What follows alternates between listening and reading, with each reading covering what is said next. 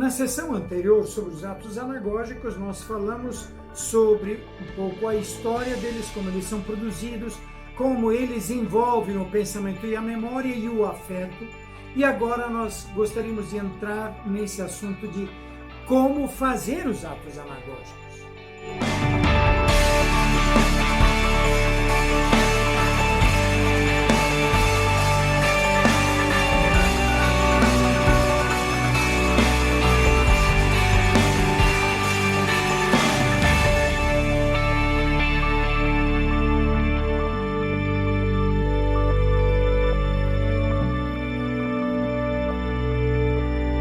Porque por eles nós conseguimos de fato dar um salto para um modo novo de conduzir a vida.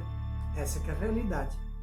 Assim, nossa proposta vai estar em olhar um pouco para o que acontece com as nossas tentações.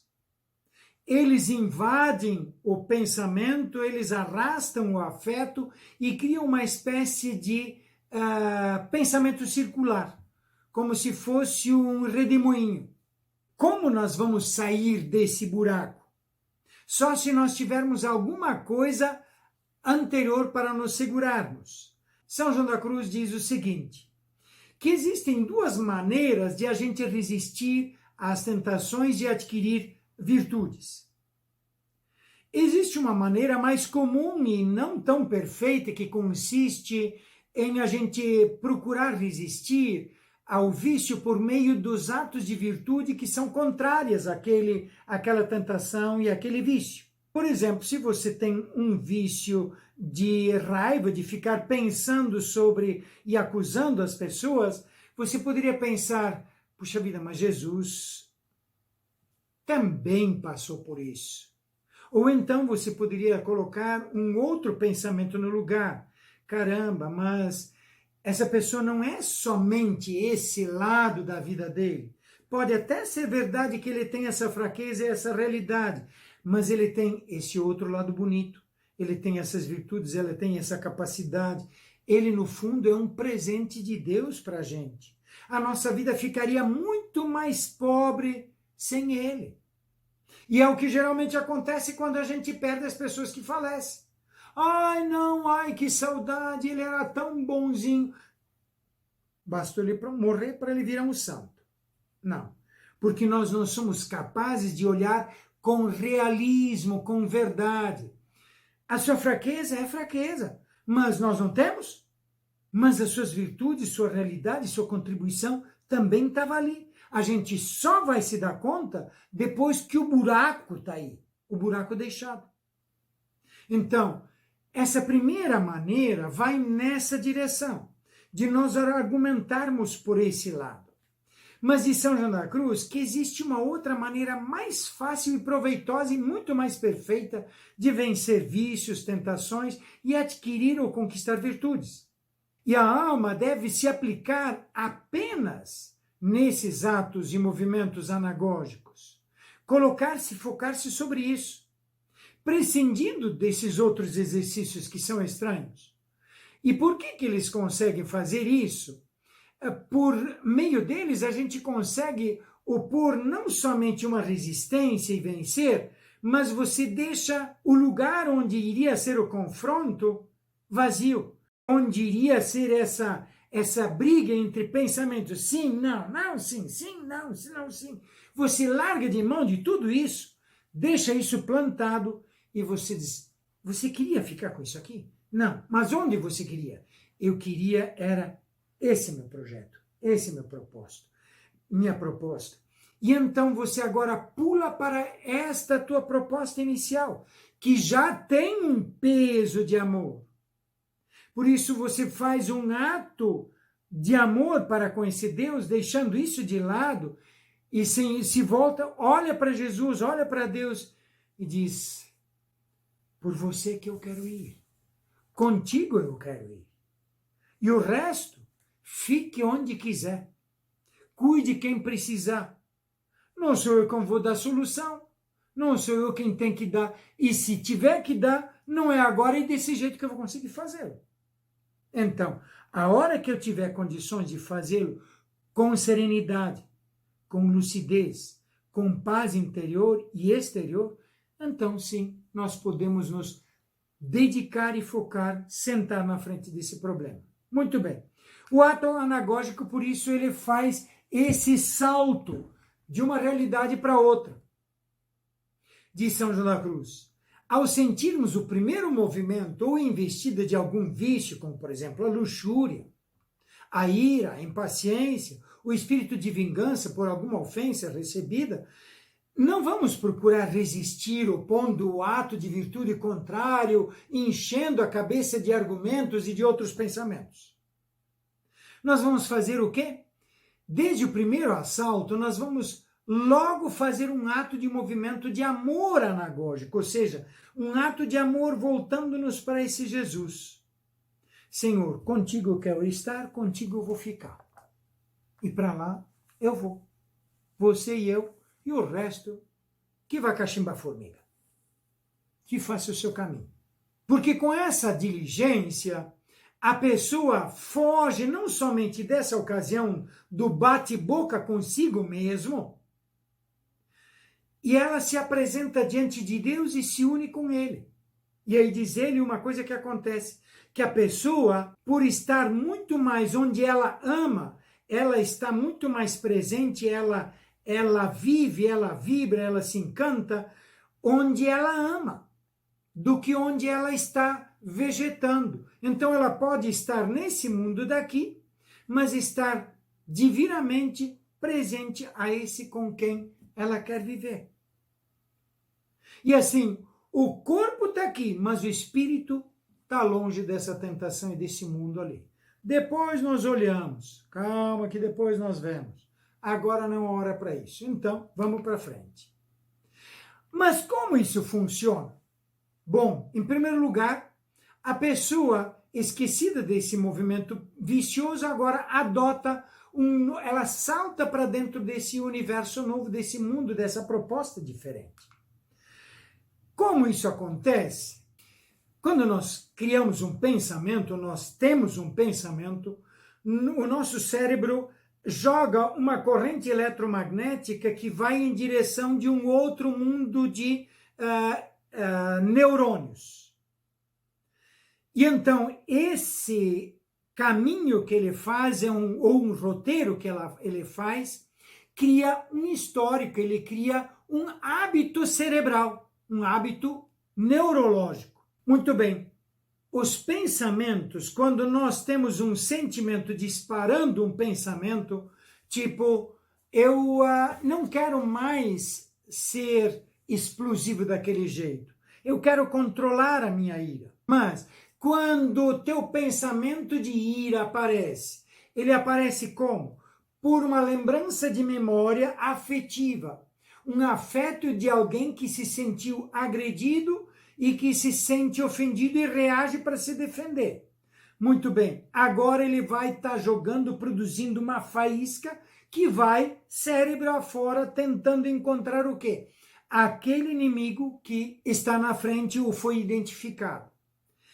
Fatalmente esse veículo você não vai conseguir desviar a não ser como se você fosse jogar uma bola de basquete em direção a um cesto. Ou então você joga em direção a uma vidraça. Eu não quero que ela vá em direção à vidraça. Se você jogou na direção da vidraça, infalivelmente para lá que ela vai. O que você tem que colocar no lugar? Em vez de eu não quero jogar para a vidraça, então eu quero jogar para onde essa bola? Eu quero jogar lá para o cesto, por exemplo. Eu quero jogar para o chão. Eu tenho que dar um novo endereço para ela, um endereço positivo. Isso o nosso cérebro entende. Um endereço negativo, não quero, você jogou, o cérebro vai fazer. É como se você fosse jogar um jato de água para dentro de um cano e você não quer que ele chegue naquela torneira. Tem chance? Nenhuma. Isso significa que se você quer de fato fazer o ato anagógico, o ato de amor, você tem que tê-lo identificado e você tem que construir um caminho por onde você quer fazer a tua vida andar. esses atos você precisa retomar sempre de novo. E assim, o ato anagógico vai nos levar, é um ato de amor ou uma retomada da relação e da proximidade de amor com Deus. Mas a psicologia também descobriu uma ferramenta nova durante o sono que faz a diferença na qualidade do sono, onde nós dividimos o dia em ontem e hoje. Isso acontece durante o sono com umas sessões muito breves chamadas de movimento rápido dos olhos, o sono REM, onde a pessoa, mesmo com os olhos fechados, move rapidamente o olhar para a direita e para a esquerda, de um lado para outro. Não sempre, pode ser também para cima, mas ele faz esse movimento lateral, chamado de sono REM. Muito bem. Esse movimento tem quase como se fosse a capacidade de apagar o que é de ontem e então limpar a mesa para que a gente possa trabalhar sobre realidades novas. Aquilo é esquecido e um novo cria espaço para poder trabalhar, funcionar e ser analisado. Muito bem, os atos anagógicos agora nós incorporamos essa ferramenta na hora em que nós entramos nesse parafuso de ficar pensando e redemoinhando sobre esses pensamentos circulares das tentações. Nessa hora nós entramos com essa ferramenta. E elas podem ser não só tentações como ira, luxúria ou vingança ou qualquer coisa desse tipo, mas também de vaidade, de orgulho, de poder, de preguiça, de comodismo, de cansaço, de desesperança. Qualquer uma dessas aí pode ser enfrentada com essa realidade. Nós nos colocamos em um espaço sozinhos, onde nós começamos a fazer esse movimento lateral, e na medida em que nós fazemos esse movimento lateral, aproveitamos para segurar a respiração, porque um outro elemento que a biologia nos diz, que o pensamento ele é feito pelos neurônios do cérebro, mas eles necessitam, para poder fazer esse trabalho, da presença e do consumo de oxigênio. Na hora que nós fazemos esse movimento lateral, consciente, nós seguramos a respiração e vamos consumindo gradativamente o oxigênio que nós tínhamos dentro do organismo, até que o pensamento não consegue mais girar, ou ele não consegue mais ser visualizado, ou ele perde a sua intensidade. Ao mesmo tempo que nós fazemos isso, o oxigênio vai acabando. Quando ele chegou no ponto limite, agora você respira fundo, ainda com os olhos fechados, e fixa o olhar nesse ato de amor para com Deus, nesse carinho, nesse espaço amoroso que São João da Cruz dizia que nós precisamos cultivar, nós precisamos cevar, nós precisamos criar e fomentar no nosso cotidiano. Você volta para essa lembrança e ali você agora vai fazer o assento, chegar ali e se postar como o teu ninho, o teu novo espaço. A tua morada, o teu ninho. É ali com ele que você vai querer seguir para frente. Então, faz o movimento lateral até que a respiração, o ar termine ou então você não consiga mais visualizar aquela tentação que te inquietava. Você não consegue mais ver os argumentos, os contornos, os porquês ou a cor dos pensamentos. E então, feito isso, agora você respira fundo, segura o ar para que ele possa encher o cérebro inteiro de oxigênio, todos os neurônios de oxigênio de novo. Fixa o pensamento nesse teu afeto para com Deus, para com as coisas e o projeto dele com Jesus. Se coloca na presença dele.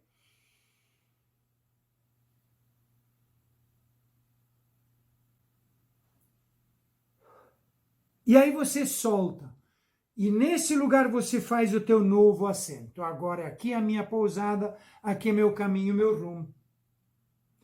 Eu tenho feito isso quem me ensinou, quem me chamou a atenção sobre essa ferramenta dos olhos, do movimento dos olhos, foi alguém que trabalhava com ansiedade em adolescentes e em estudantes, me sugeriu, passei a usar, como a história dos atos anagógicos e desse vazio eu já vinha fazendo desde a minha formação lá no Seminário Menor, com Frei Henrique.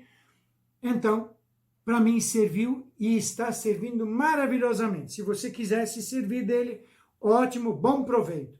Porque, de fato, a partir dali, você agora vai fazer um novo caminho. Qual o caminho? Aquele que você e Deus vão traçando. Assim, os atos anagógicos, eles não precisam de muitas coisas. Você pode fazê-lo 2, 3, quantas vezes você precisar, até que você consiga domar essas imagens. Faça, gasta o tempo em cima disso. É um investimento que vale a pena. Até mesmo, por exemplo, com a desesperança, a descrença, os pensamentos de dúvida sobre a fé, qualquer dimensão você pode enfrentar por esse caminho. E você faz o quê? Salta para dentro dessa confiança depositada na fé em Jesus. Esses outros argumentos, você vai enfrentá-los quando você estiver sereno, consciente, calmo, lúcido, centrado em você mesmo. E aí sim, argumento a favor, argumento contra, e você vai tecendo gradativamente essas coisas, mas sem a carga emocional de angústia, de medo, que eventualmente, ou de preguiça, ou de descrença, que você estava sentindo e sofrendo na hora em que ela estava te levando a atitudes contraditórias e que te levava ao mesmo tipo de reações que você já não quer mais alimentar. Esses são, em resumo, os atos anagógicos.